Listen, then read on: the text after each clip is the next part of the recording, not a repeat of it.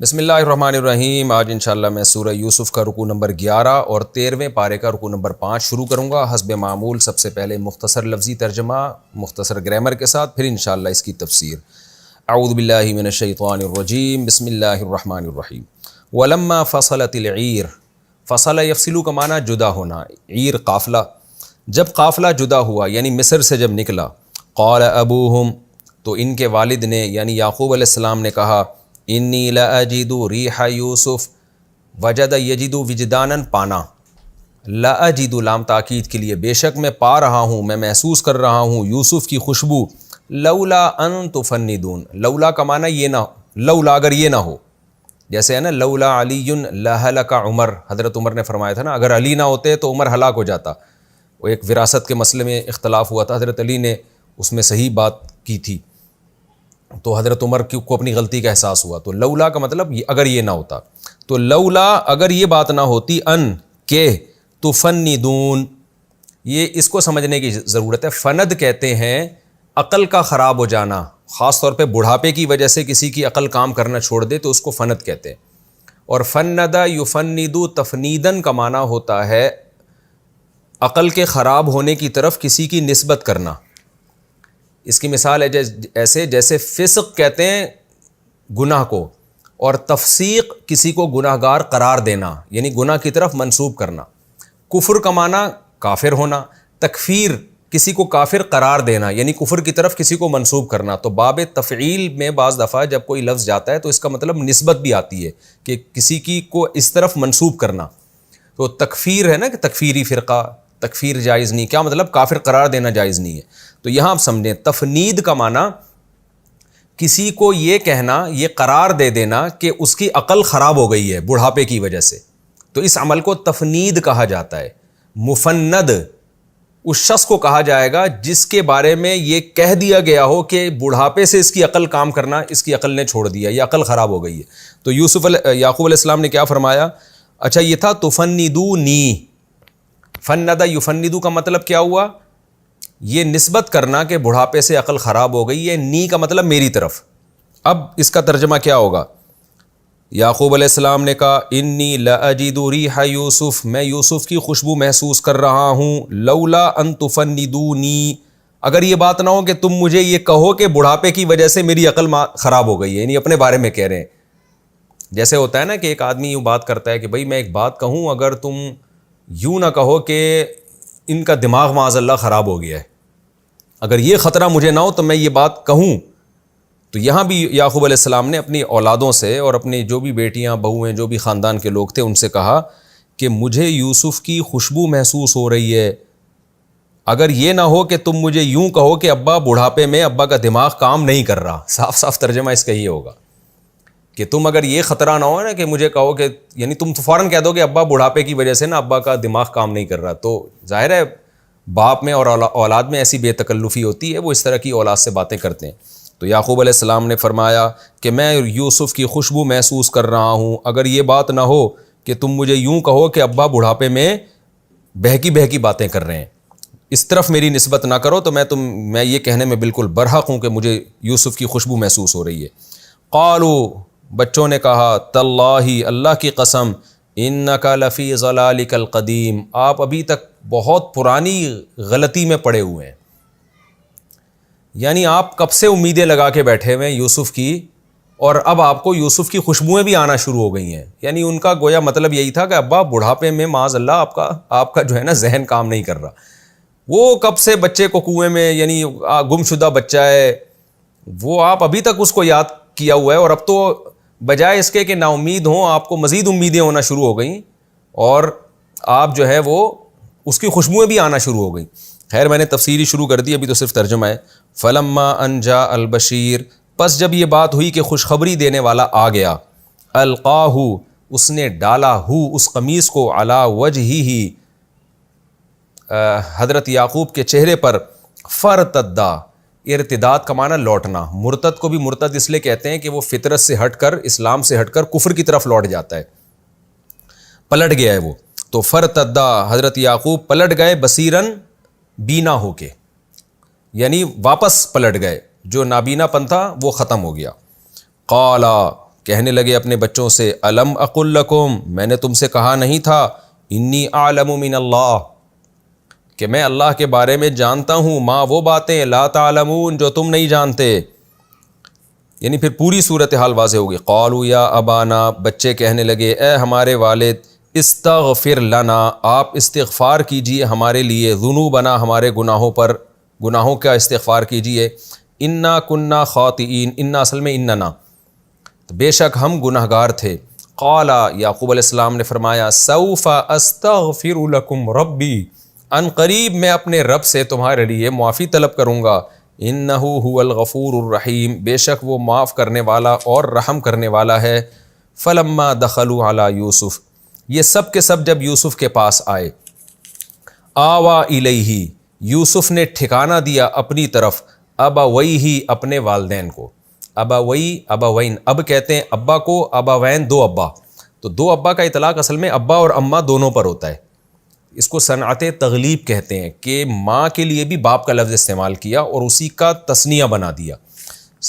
تو ورفع ابویہ، آوا الیہ ابویہ، اپنے والدین کو اپنی طرف ٹھکانہ دیا، وقال، اور فرمایا، ادخلوا مصر، تم سب کے سب مصر میں داخل ہو جاؤ، انشاء اللہ آمینین، اللہ نے چاہا تو امن کے ساتھ۔ ورفع ابویہ، اور اٹھایا اپنے والدین کو، عرش، علی العرش، عرش پر، شاہی تخت پر اپنے والدین کو بٹھایا، وخروا لہ، اور گر گئے سب کے سب، خرّ یخر کا معنی گر جانا، وخروا لہ، اور سب گر گئے یعقوب کے لیے، سجدن، سجدہ ریز ہو کر، ساجد کی جمع سجد بھی آتی ہے، ساجدون بھی آتی ہے، سب کے سب سجدہ ریز ہو گئے یعقوب یوسف علیہ السلام کے سامنے۔ وقال، اور یوسف علیہ السلام نے فرمایا، یا ابتی، اے میرے ابا، ھذا تأویل رؤیایا، یہ میرے خواب کی تعبیر ہے۔ رؤیا منظر کو کہتے ہیں نا، وہ منظر جو مجھے خواب میں نظر آیا تھا کہ سورج اور چاند اور 11 ستارے سجدہ کر رہے ہیں، یہ ہے میرے خواب کی تعبیر من قبل، جو پہلے خواب تھا۔ قد جعلھا،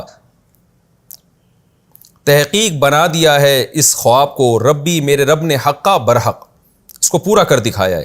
وقد احسن بی، قد افعل کا معنی، قد ضرب کا معنی، کام پہلے ہو چکا ہے، تو یہ قد اس معنی میں آتا ہے جب ماضی پہ لگتا ہے۔ وقد احسن بی، اور میرے رب نے مجھ پر اس وقت بھی احسان کیا، اذ اخرجنی، جب اس نے مجھے نکالا، من السجن، جیل سے، وجاء بکم، اور تمہیں لایا وہ، من البدوی، گاؤں سے، دیہات سے، بدو کہتے ہیں گاؤں کو، دیہات کو، اور بدوی دیہاتی آدمی کو کہتے ہیں، اور تمہیں گاؤں سے لے کر آیا، من بعد ان، بعد اس کے کہ، نزغ الشیطان، شیطان نے، نزغ کہتے ہیں شیطان کی طرف سے جو القاء ہوتا ہے نا، اور جو کھینچ لیتا ہے محبت کو، اور شیطان کی طرف سے جو وسوسے دل میں آتے ہیں، ان سب چیزوں پر نزغ کا اطلاق ہوتا ہے۔ من بعد ان نزغ الشیطان، بعد اس کے کہ شیطان نے ڈال دی تھی نفرت، بینی، میرے، و بین اخوتی، اور میرے بھائیوں کے درمیان، شیطان نے میرے اور میرے بھائیوں کے درمیان جو نفرت ڈال دی تھی، اس کے بعد اللہ نے یہ ہم پر احسانات کیے۔ ان ربی، بے شک میرا رب، لطیف، باریک بین ہے، لطف و عنایت والا ہے۔ لطف کہتے ہیں، لطیف ہلکی اور باریک چیز کو کہتے ہیں۔ یہ جو ہم لطیفے کو لطیفہ کہتے ہیں نا، اس کی وجہ بھی یہ کہ اس میں کوئی ایسا ہلکا سا پیغام ہوتا ہے جس سے انسان کو ہنسی آ رہی ہوتی ہے، بہت باریک سی کوئی بات ہوتی ہے، تبھی عام طور پہ لطیفے بے وقوف لوگوں کی سمجھ میں نہیں آ رہے ہوتے، ان کو ایکسپلین کر کے سمجھانا پڑ رہا ہوتا ہے۔ تو لطف، کسی کے ساتھ محبت کا معاملہ کرنا، عنایت کا معاملہ کرنا، تو یہاں اس کا معنی کیا جاتا ہے باریک بین، بڑی لطافت کے ساتھ جب کوئی کام کرتا ہے تو اس ایسے ذات کو لطیف کہا جاتا ہے۔ تو چونکہ یہاں یوسف علیہ السلام کے ساتھ معاملات کیا ہوئے ہیں، یعقوب علیہ السلام اور یوسف علیہ السلام کے ساتھ، کہ سارے ناکامی کے اسباب ہو رہے ہیں، مگر اصل میں وہ ترقی کا زینہ تھے، تو بڑی خفیہ طریقے سے اللہ کی طرف سے تدبیر ہو رہی تھی، تو اس خفیہ تدبیر کو لطافت، اور اس کی وجہ سے اللہ کو لطیف کہا گیا ہے۔ ان ربی لطیف، بے شک میرا رب لطیف ہے، یعنی خفیہ تدبیر کرنے والا ہے، لما یشاء، اس شخص کے لیے جس کے لیے چاہتا ہے، انہ هو العلیم، بے شک وہ جاننے والا، الحکیم، اور حکمت والا ہے۔ ربی، اے میرے رب، اصل میں تھا ربی، اے میرے رب، قد آتیتنی تحقیق تو نے دی ہے مجھ کو من الملک بادشاہت، وعلمتنی اور سکھایا ہے تو نے مجھے من تأویل الاحادیث خوابوں کی تعبیریں، فاطر السماوات والارض اے آسمانوں اور زمین کے پیدا کرنے والے، انت ولی تو ہی میرا دوست ہے، فی الدنیا والآخرہ دنیا میں بھی اور آخرت میں بھی، توفانی توفا یا توفا تصرف یا تصرف کی طرح امر آئے گا تصرف، تو یہاں بھی توفا تو موت دے مجھ کو مسلمن فرما بردار بنا کے، یعنی میری جب موت آئے تو میں فرما بردار ہوں، والحقنی اور لاحق کر دینا مجھے بالصالحین نیک لوگوں کے ساتھ، یعنی میری موت بھی جیسے تو نے دنیا میں مجھے اطاعت کی توفیق دی ہے تو موت بھی میری اسلام پر آئے، فرما برداری میں آئے اور نیک لوگوں کے ساتھ میرا حشر ہو۔ ذالک من انباء الغیب، قرآن اب محمد صلی اللہ علیہ وسلم سے خطاب کرتا ہے، ذالک من انباء الغیب یہ غیب کی خبریں ہیں، نوحیہ الیک جو اے محمد صلی اللہ علیہ وسلم ہم آپ کی طرف وحی کر رہے ہیں،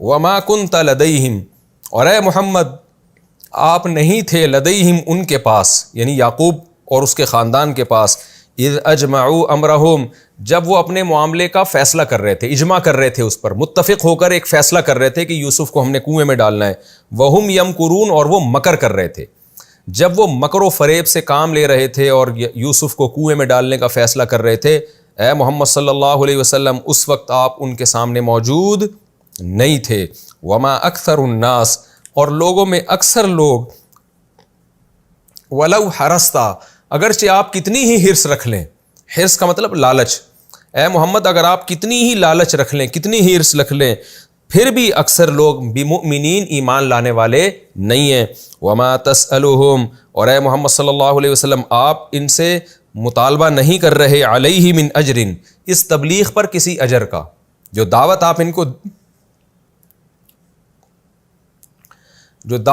کو دے رہے اس پر آپ کوئی تبلیغ کا مطالبہ نہیں کر رہے، ان ہوا الا ذکر للعالمین نہیں ہے یہ قرآن مگر نصیحت تمام جہان والوں کے لیے۔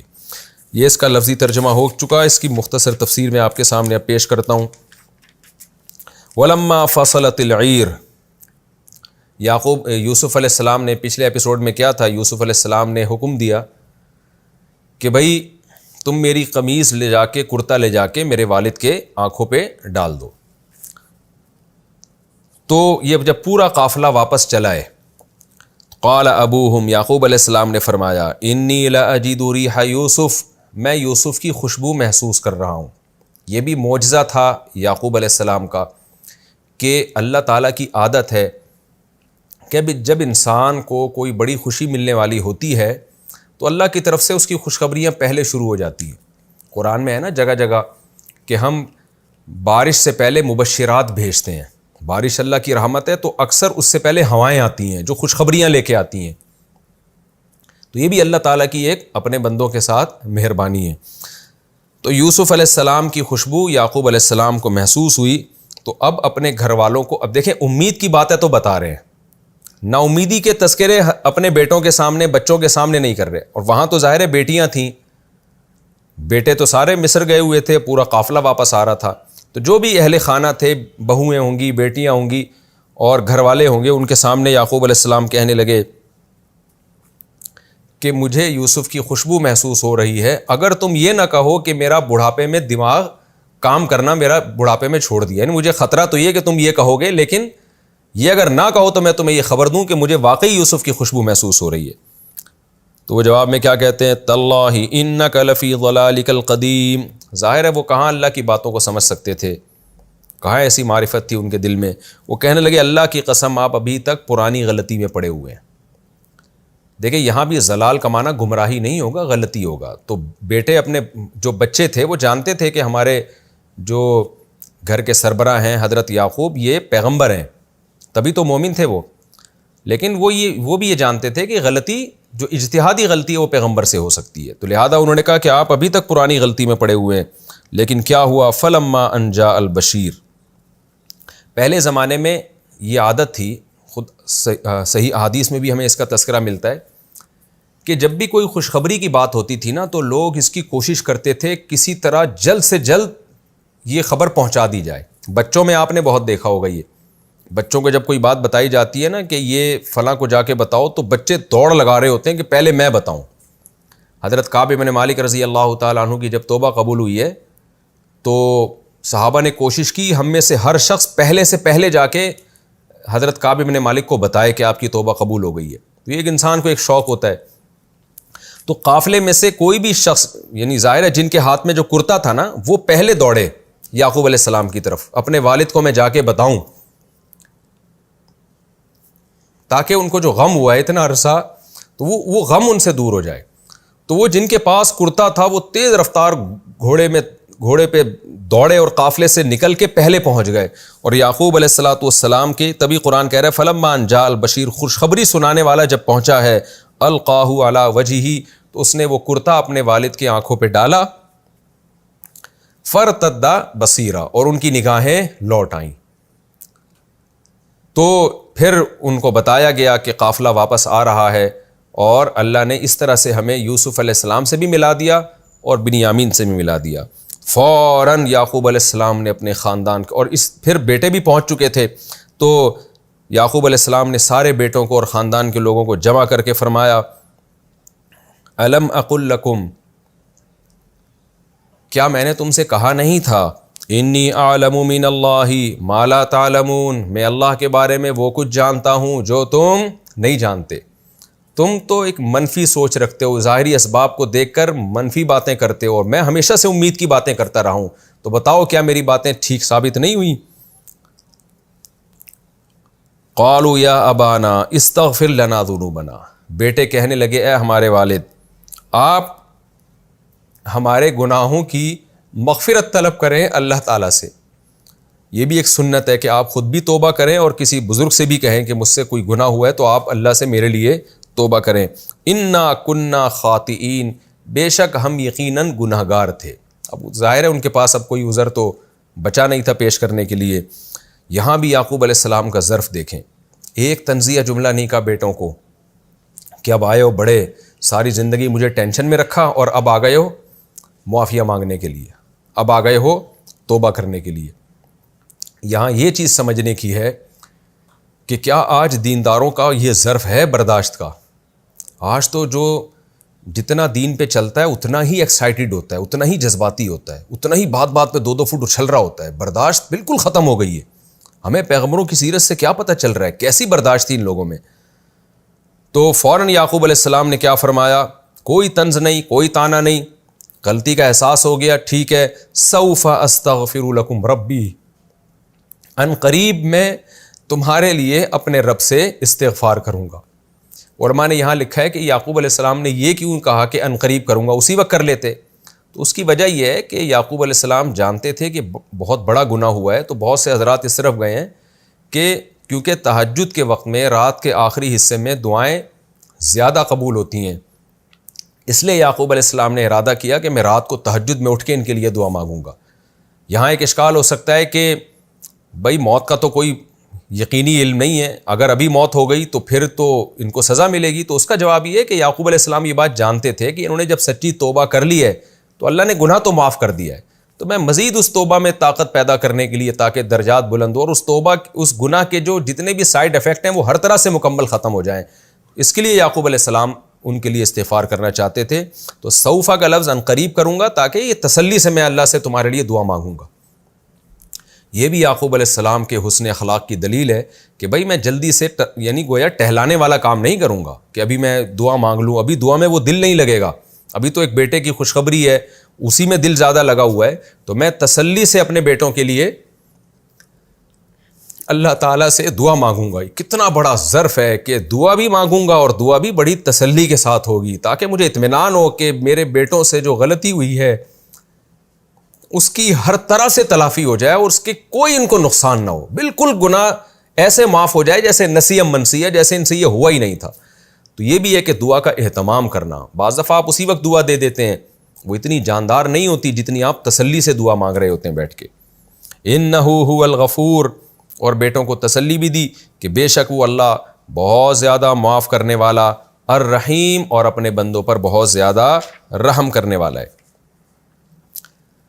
بالآخر یہ قافلہ چلا ہے، کیونکہ یوسف علیہ السلام نے کہا تھا پورے خاندان کو مصر میں لے آؤ۔ بس یہ پورا قافلہ جب چلا ہے تو قرآن کہتا ہے فلما دخلوا علی یوسف، جب یہ لوگ یوسف علیہ السلام کے پاس آئے، آوا الیہ ابویہ، حضرت یوسف نے اپنے والدین کو مضبوط ٹھکانہ دیا، یعنی بہت اعزاز کیا، اکرام کیا۔ تو یہ ٹھکانہ دینا اکرام کے معنی میں بھی آتا ہے۔ وقال ادخلوا مصر ان شاء اللہ آمینین، اور فرمایا کہ اللہ نے چاہا تو مصر میں امن کے ساتھ داخل ہو جاؤ، بے خوف ہو کے۔ اس سے پتہ چلتا ہے کہ یوسف علیہ السلام اپنے والدین کے استقبال کے لیے شہر سے باہر نکلے تھے، تبھی کہہ رہے ہیں کہ مصر میں داخل ہو جاؤ۔ تو داخل جب ہی ہوں گے نا جب مصر سے باہر ہوں۔ تو یہ جو اپنے والدین کا آپ نے اکرام کیا، یہ مصر شہر سے باہر نکل کے، جب پتہ چلا کہ قافلہ آ رہا ہے تو شہر سے باہر نکل گئے اور کہا کہ آپ شہر میں داخل ہو جاؤ امن کے ساتھ۔ پھر جب شہر میں داخل ہوئے اور محل میں داخل ہوئے، وَرَفَعَ أَبَوَيْهِ عَلَى الْعَرْشِ، تو یوسف علیہ السلام نے اپنے والدین کو تخت پہ بٹھایا، وَخَرُّوا لَهُ سُجَّدًا، اور سب کے سب سجدے میں گر گئے۔ یہ پچھلی امتوں میں سجدہ تھا، جو تعظیم کا سجدہ تھا، یہ جائز تھا۔ اس امت میں اس کو حرام قرار دیا گیا ہے۔ نبی صلی اللہ علیہ وسلم نے فرمایا لو كنت آمر احدا ان يسجد لاحد لامرت النساء ان يسجدن لازواجهن، اگر میں کسی کو سجدے کی اجازت دیتا تو عورت کو حکم دیتا کہ شوہر کو سجدہ کرے، لیکن اس امت میں کسی کے لیے بھی سجدہ حلال نہیں ہے، تو پہلی امتوں میں جائز تھا۔ تو یوسف علیہ السلام نے فوراً فرمایا یا ابتی ھذا تأویل رؤیای من قبل، کہ اے میرے والد یہ ہے اس خواب کی تعبیر جو میں نے پہلے دیکھا تھا، کہ 11 ستارے اور سورج اور چاند سجدہ کر رہے ہیں۔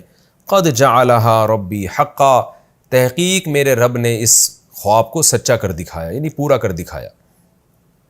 یہاں ایک اشکال پیدا ہوتا ہے کہ 11 بھائی تھے اور سورج اور چاند سے مراد ظاہر ہے والدین ہیں، تو خواب میں تو دکھایا گیا کہ سورج اور چاند بھی سجدہ کر رہے ہیں اور 11 بھائی بھی سجدہ کر رہے ہیں، تو اس سے ظاہر ہوتا ہے کہ ان کے والدین نے بھی یوسف علیہ السلام کو سجدہ کیا۔ تو اب یہ تو ایک سوال یہ پیدا ہوتا ہے کہ یوسف علیہ السلام نے یہ کیسے برداشت کر لیا کہ میرے والدین میرے سامنے سجدہ کریں؟ تو اس کے 2 جواب دیے گئے ہیں۔ ایک تو یہ ہے کہ اگر ہم یہ مان لیتے ہیں، قرآن میں تو ایسا کوئی واضح تذکرہ نہیں ہے کہ والدین نے بھی سجدہ کیا اور یوسف علیہ السلام نے ان کو سجدہ کرنے دیا، لیکن خواب میں چونکہ سورج چاند اور 11 ستاروں کا تذکرہ ہے، اس خواب سے پتہ چلتا ہے کہ سب نے سجدہ کیا۔ تو اگر یہ ثابت ہو جاتا ہے کہ یعقوب علیہ السلام کے والدین نے بھی سجدہ کیا تھا، یوسف علیہ السلام کے والدین نے بھی سجدہ کیا تھا، تو اس کی توجہ یہ ہے کہ یہ یوسف علیہ السلام کے حکم پہ نہیں کیا تھا، بلکہ یہ اللہ کے حکم پہ کیا تھا، اور اللہ کی اس میں مصلحتیں تھیں کہ یوسف علیہ السلام کی فضیلت کو ثابت کرنا یا اس خواب کی تکمیل کرنا۔ اور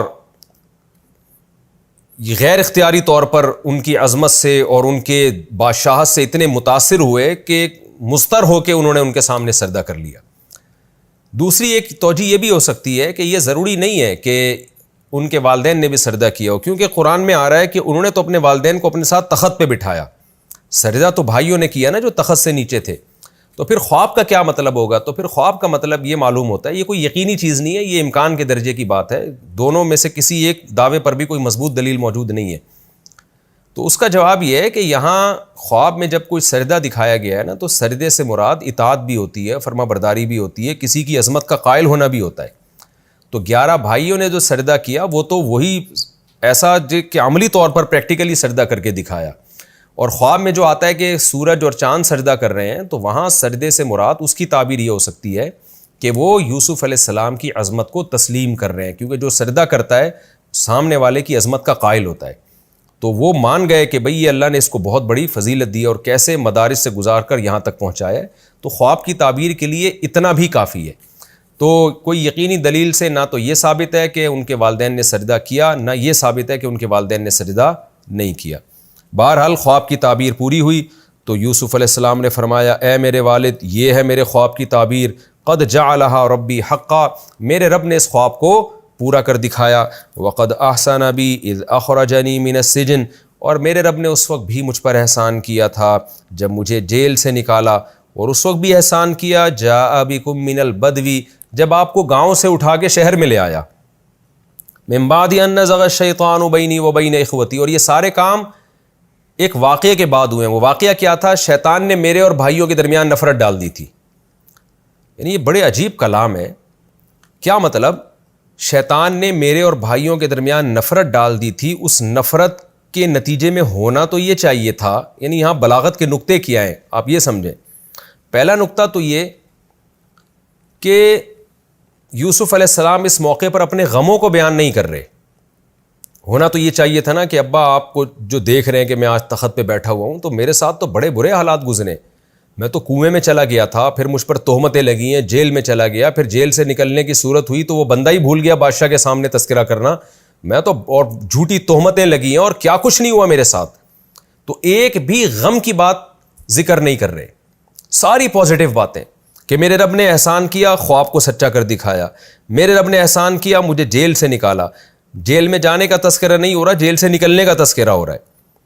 اور پھر ایک احسان یہ کیا کہ ناکامیوں کے نقشوں میں کامیابی پیدا کی ہے. ناکامی کا نقشہ کیا تھا کہ بھائیوں کے دل میں جب نفرت پیدا ہوئی تو اس نفرت کے نتیجے میں, جیلسی کے نتیجے میں ہمیشہ نقصان ہوتا ہے. جس سے حسد کی جائے اس کو نقصان ہوتا ہے. مگر میرے رب نے احسان یہ کیا کہ بھائیوں کی نفرت کو ذریعہ بنا دیا میری ترقی کا. تو یہ ایک الگ سے احسان ہے. اور بھائیوں کی نفرت کو کیسے اچھے انداز سے بیان کیا کہ ان کی طرف نسبت نہیں کر رہے. بتانا تو یوں چاہیے تھا میرے بھائیوں نے میرے لیے غلط سوچا, نفرت کی, ظلم کیا. اگرچہ بعد میں توبہ کر لی لیکن ظلم تو کیا نا. مگر اللہ نے اس ظلم کو ہی میری ترقی کا ذریعہ بنا دیا. لیکن اس میں بھائیوں کی بدنامی تھی. تو وہ کیسے اچھے انداز سے اس کو آپ نے تبدیل کیا کہ من بعد ان نزغ الشیطان بینی و بین اخوتی. شیطان نے میرے اور بھائیوں کے درمیان نفرت ڈال دی تھی. یعنی اس جرم کو شیطان کی طرف منسوب کیا جا رہا ہے اور بھائیوں کو بری و ذمہ قرار دیا جا رہا ہے. کیسا خوبصورت کلام ہے. آپ مجھے بتائیں کیا کوئی ایسی قرآن جیسی کوئی کتاب کسی مذہب کے پاس ہے؟ میں جب بھی قرآن کی تلاوت کرتا ہوں, تفسیر پڑھتا ہوں یا کرتا ہوں, ایک بات کا بڑا احساس ہوتا ہے کہ مسلمانوں کے پر جو اللہ کا بہت بڑا احسان ہے, یہ جو کتاب اللہ نے مسلمانوں کو دی ہے. نہ یہ عیسائیوں کے پاس ہے ایسی کوئی کتاب. آپ نے کبھی دیکھے عیسائی بائبل کا درس دیتے ہوں, ایسے درس قرآن دیتے ہوں؟ وہ ہے ہی نہیں ان کے پاس. نہ یہودیوں کے پاس ہے, نہ ہندوؤں کے پاس ہے, نہ سکھوں کے پاس ہے. کیسا کلام ہے, اس میں کیسی حکمت کی باتیں ہیں. اور یوسف علیہ السلام کے اس واقعے میں یہ جو انداز ہے یوسف علیہ السلام کا, اس سے کیسی موٹیویشن ملتی ہے کہ ہمیشہ پازیٹیو سوچو, نیگیٹو کبھی نہ سوچو. اس سے انسان دماغی طور پر بھی سکون حاصل کرتا ہے. خودکشیوں کے دروازے بند ہوتے ہیں, ڈپریشن کے راستے بند ہوتے ہیں. غیر مسلموں کے پاس ایسی کوئی تعلیم نہیں ہے جو اللہ نے اہل اسلام کو جو تعلیمات دی ہیں, لیکن مسلمان اس کو فالو نہیں کر رہے, اس پہ عمل نہیں کر رہے, اس نعمت کی ناقدری کر رہے ہیں. تو بھائیوں کے بارے میں کیا کہا کہ بھائیوں کا سارا بلی جو ہے نا شیطان پہ ڈال دی کہ وہ شیطان نے کرا دیا تھا یہ کام. من بعد ان نزغ الشیطان بینی و بین اخوتی. شیطان نے میرے اور میرے بھائیوں کے درمیان نفرت ڈال دی تھی. ان ربی, اس میں اور بہت سارے بلاغت کے نقطے ہیں. اگر میں بیان کرنا شروع کروں تو بہت زیادہ نقطے ہیں, مگر کیونکہ وہ پھر لیکچر بہت لمبا ہو جائے گا. میرا مقصد تو یہ ہے کہ جب آپ قرآن کی تلاوت کریں تو قرآن آپ کی سمجھ میں آنا چاہیے. ان ربی لطیف لما یشاء. واقعی میرا رب بہت باریک بین ہے جس کے لیے چاہے. کیسے ناکامی کے نقشوں میں کامیاب کرتا ہے. انہ هو العلیم الحکیم. بے شک وہ خوب جاننے والا اور حکمت والا ہے. پھر یوسف علیہ السلام اللہ سے دعا مانگنے لگے, ربی قد آتیتنی من الملک. اے میرے رب تو نے مجھے بادشاہت دی. اس سے پتہ چلتا ہے کہ حضرت یوسف علیہ السلام پھر بادشاہ بن گئے تھے, کیونکہ جو ملک تھا, جو بادشاہ تھا مصر کا, اس نے آپ کو جب عزیز مصر بنایا تو بادشاہ کے انتقال کے بعد یوسف علیہ السلام کے پاس مصر کی حکومت آ گئی. وعلمتنی من تأویل الاحادیث. اور تو نے مجھے خوابوں کی تعبیروں کا علم سکھایا ہے. فاطر السماوات والارض. تو ہی آسمانوں اور زمین کا پیدا کرنے والا ہے. یہ بھی بڑی بلاغت ہے. دیکھیں ایک طرف اقرار کر رہے ہیں اللہ تو نے مجھے بادشاہ بنایا ہے, لیکن ساتھ ساتھ کہہ رہے ہیں کہ اصل بادشاہ تو ہی ہے. یہ تو میں زمین کا ایک خاص سلطنت کا بادشاہ ہوں. آج کسی کو بادشاہت ملے تو وہ اصل بادشاہ کو بھول ہی جاتا ہے, وہ کہ میرے اوپر بھی کوئی بادشاہ ہے. انت ولیہ فی الدنیا والآخرہ. دنیا اور آخرت میں تو ہی میرا دوست ہے. یعنی اس دنیا میں پڑھ کر میں نے دنیا کو دوست نہیں بنایا, اصل دوست تو میرا تو ہے. توفنی مسلمن. پھر اللہ سے دعا مانگ رہے ہیں, اللہ تو نے اب تک جو مجھے دین پر قائم رکھا تو میرا خاتمہ بھی اچھا ہونا چاہیے. میں تجھ سے دعا مانگ رہا ہوں, توفنی مسلمن, تو مجھے مسلم بنا کے موت دے. وَأَلْحِقْنِي بِالصَّالِحِينَ، اور نیک لوگوں میں مجھے لاحق کر دے، میرا حشر نیک لوگوں کے ساتھ ہونا چاہیے۔ کس قدر تواضع ہے کہ اتنی قربانیوں کے بعد بھی اپنے اوپر نظر نہیں ہے، اللہ سے دعائیں مانگ رہے ہیں کہ اللہ تو اب مجھے اسی پر قائم رکھنا۔ اسی وجہ سے علماء نے کہا ہے کہ خاتمہ بالخیر کی دعائیں مانگنا بہت ضروری ہے۔ اللہ نے آپ کو ایمان دیا، بار بار اللہ سے دعا مانگا کریں کہ اللہ میرا خاتمہ بھی ایمان پر ہو۔ تو یہ واقعہ تو یہاں کمپلیٹ ہو گیا۔ اب قرآن اس پورے واقعے کا، اس کے بعد ہوا کیا؟ یوسف علیہ السلام کو بادشاہت ملی، اور یعقوب علیہ السلام جو تفسیر کی کتابوں میں ہے، تاریخی کتابوں میں ہے، یعقوب علیہ السلام اپنی موت سے پہلے واپس فلسطین چلے گئے، کیونکہ وہ چاہتے تھے کہ میں وہیں دفن ہوں، کیونکہ وہ آپ کے باپ دادا کا وطن تھا اور بیت المقدس تھا، وہاں پہ مبارک سرزمین تھی۔ ظاہر ہے ایسی جگہ پہ دفن ہونا ہی چاہتا ہے ہر وہ شخص جس کے دل میں اللہ کی محبت ہو۔ تو یعقوب علیہ السلام پھر واپس وہاں چلے گئے اور باقی خاندان یہیں رہا۔ تو یعقوب علیہ السلام کو وہیں کنعان کی سرزمین میں بیت المقدس کے قریب دفن کیا گیا ان کے انتقال کے بعد، اور باقی جو یعقوب علیہ السلام کا خاندان تھا، جس کی تعداد 90 کے قریب بتائی جاتی ہے کہ یعقوب علیہ السلام کی ازواج، بیٹے بیٹیاں، پوتے پوتیاں، بہویں، یہ سب ملا کے تقریباً 90 کے قریب افراد تھے جو مصر میں آ کے آباد ہوئے۔ اور پھر یوسف علیہ السلام ان کو تبلیغ کرتے رہے اپنی زندگی میں، مصریوں کو، جس کی قسمت میں ایمان تھا ایمان لے آئے، جس کی قسمت میں نہیں تھا وہ نہیں لے کر آئے۔ تبھی آگے ان کی یوسف علیہ السلام کی جو نسل چلی ہے اس میں پھر حضرت موسیٰ علیہ السلام پیدا ہوئے، کیونکہ پھر اس بنی اسرائیل پر پھر ظلم شروع ہو گئے تھے، کیونکہ میجورٹی میں بہرحال غیر مسلم تھے۔ تو مصر میں کچھ وقت تو حالات اچھے رہے، لوگ عزت بھی دیتے تھے، لیکن وہی مذہبی لسانیت، مذہبی تعصب، آہستہ آہستہ وہاں کے غیر مسلموں نے سوچنا شروع کر دیا کہ یہ چند لوگ تھے جنہوں نے آ کے ہم پہ حکومت کی۔ یہ نہیں سوچا کہ انہی چند لوگوں نے مصر کو تباہی اور بربادی سے بچایا ہے۔ جیسے آج ہندوستان میں ہندوؤں کو یہ غلط بات سکھائی جا رہی ہے کہ منورٹی میں مسلمان تھے، تم پر 1000 سال انہوں نے حکومت کی، تو وہ کون ہوتے ہیں تم پہ حکومت کرنے والے؟ یہ نہیں دیکھتے کہ 1000 سال انہوں نے پورے ہندوستان کو بچا کے رکھا ہے، اور اس وقت ہندوستان کو کتنی بلندیوں تک پہنچایا تھا۔ نہ یہ لڑائیاں تھیں جو آج ہندوستان میں ہو رہی ہیں، نہ فرقہ واریت، نہ مذہبی نفرت تھی۔ گوروں نے اس پر لکھا ہے، گورے اس بات کے معترف ہیں کہ جب مسلمانوں نے ہندوستان پہ حکومت کی ہے تو ہندوستان نے کیسا شاندار ماضی تھا اس وقت ہندوستان کا۔ تو اسی طرح مصر میں بھی ہوا کہ پھر وہ عصبیت اور مذہبی منافرت پھیلنا شروع ہوئی، اور لوگوں نے، بنی اسرائیل منورٹی میں تھے، ان کو کہا کہ یہ کیسے آ گئے، تو پھر ظالم بادشاہ مسلط ہوئے، انہوں نے بنی اسرائیل کو غلام بنانا شروع کیا اور ظلم ہونا شروع ہوئے، اور بالآخر پھر فرعون کی حکومت ہوئی۔ اچھا، فرعون کے دربار میں اس بات کا تذکرہ بھی کیا گیا کہ فرعون سے یہ کہا گیا کہ یوسف علیہ السلام بھی تو مصر میں آئے تھے، انہوں نے بھی تو سمجھایا اور تم نے ان کی بات بھی نہ مانی، یہاں تک کہ وہ دنیا سے چلے گئے۔ تو اس کا اس سے پتہ چلتا ہے یوسف علیہ السلام نے شاہی خاندان پہ بھی بہت محنت کی تھی، مصر کی جو رائل فیملی تھی ان کو بھی دین کی بہت تبلیغ کی تھی، کیونکہ اس مقام پہ پہنچنے کے بعد انسان کی بات سنی جاتی ہے۔ لیکن رائل فیملی کے جو شاہی خاندان کے جو زیادہ تر لوگ تھے، انہوں نے یوسف علیہ السلام کی بات کو اگنور کیا، ان کی بات کو ترجیح نہیں دی، جس کے نتیجے میں فرعون جیسے لوگ مسلط ہوئے، اور بالآخر فرعون کی حکومت کا اللہ نے خاتمہ کیا۔ تو قرآن کہتا ہے اس واقعے کو سنانے کے بعد ذَلِكَ مِنْ أَنْبَاءِ الْغَيْبِ، یہودیوں نے پوچھا تھا نا نبی صلی اللہ علیہ وسلم سے کہ ہم آپ کو سچا نبی اس وقت مانیں گے جب آپ یہ بتائیں کہ بنی اسرائیل وہ ارض شام سے مصر منتقل کیسے ہوئے، مصر میں فرعون کا مقابلہ کیسے ہوا ان سے، اور وہ یہاں آئے کیسے، مصر میں منتقل کیسے ہوئے۔ تو اس پر پوری سورہ یوسف نازل ہوئی۔ اب قرآن کہتا ہے یہ غیب کی خبریں ہیں، اے محمد صلی اللہ علیہ وسلم ہم آپ کی طرف وحی کرتے ہیں۔ وما كنت لديهم اذ اجمعوا امرهم، آپ اس وقت موجود نہیں تھے جب وہ اپنے معاملے کے فیصلے کر رہے تھے، آپ کو کیا پتہ اتنے سال پرانی بات۔ وہم یمکرون، جب وہ تدبیریں کر رہے تھے۔ لیکن اس کے بعد بھی اے نبی ہم آپ کو یہ بتا دیں کہ آپ نے ان کو پورا واقعہ سنا دیا، پھر بھی اس وقت اکثر لوگ آپ پر ایمان نہیں لے کر آئیں گے، کیونکہ آپ کو غم ہوگا کہ اس طرح سے یہ واقعہ سننے کے بعد بھی تم مجھے اللہ کا نبی نہیں مانو گے، تو آپ بھی غم میں کہیں ہلاک نہ ہو جائیں۔ تو اے نبی آپ غم نہ کریں، آپ کتنی حرص رکھ لیں پھر بھی یہ ہٹ دھرم لوگ ایمان نہیں لے کر آئیں گے۔ وما تسألهم علیہ من اجر، اور ایسے طریقے سے آپ ان کو تبلیغ کر رہے ہیں، اس پر آپ کوئی اجر کا مطالبہ نہیں کر رہے، پھر تو ان کو ایمان لانا چاہیے۔ ان ہوا الا ذکر للعالمین، یہ قرآن تو ایک نصیحت ہے تمام جہان والوں کے لیے۔ تو ان کو اس سے نصیحت حاصل کرنی چاہیے، آپ پر ایمان لانا چاہیے۔ یہ ہمارا رکوع کمپلیٹ ہوا۔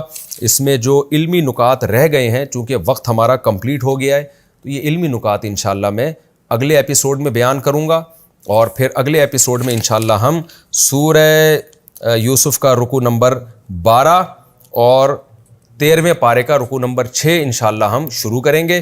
اور اس کے شروع کرنے سے پہلے جو رکوع نمبر 10 ہے اس کے جو علمی نکات ہیں وہ مختصراً وہ بھی میں انشاءاللہ آپ کے سامنے پیش کروں گا۔ اب ہمارا سورہ یوسف کا آخری رکوع رہ گیا ہے، وہ انشاءاللہ ہم اگلے ایپیسوڈ میں ختم کر دیں گے۔ اللہ تعالی ہمیں سمجھنے کی، عمل کی توفیق عطا فرمائے۔ وما علینا الا البلاغ۔